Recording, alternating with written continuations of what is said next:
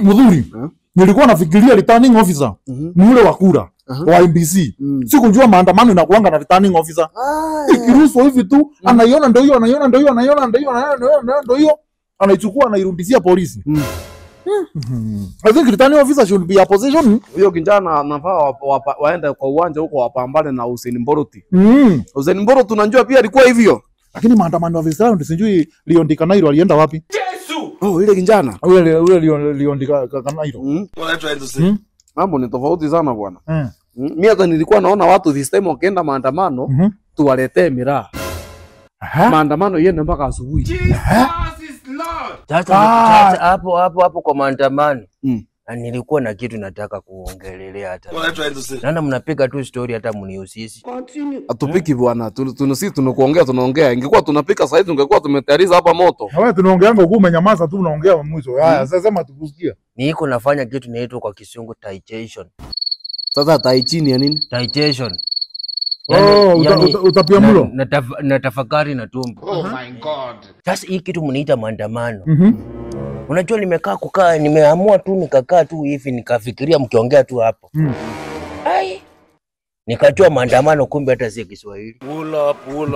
Wanda huko bwana. Si Kiswahili. Wewe mkoleo. Maandamano ni jina la Kiswahili bwana. Maandamano si Kiswahili. Ni jina kutoka wapi? Wewe ushaijiuliza kwa nini maandamano? Wanaume peke yake ndio wanakufa na si wanadada. I never expected it. Unajaribu kusema nini? Mimi jana nilikuwa naangalia Nigeria. Hizi sinema zao. Ndio nikakuja nikagundua kumbe maandamano ni Kisungu. Sasa ni Kisungu aje bwana? Maandamano ni Kisungu si Kiswahili.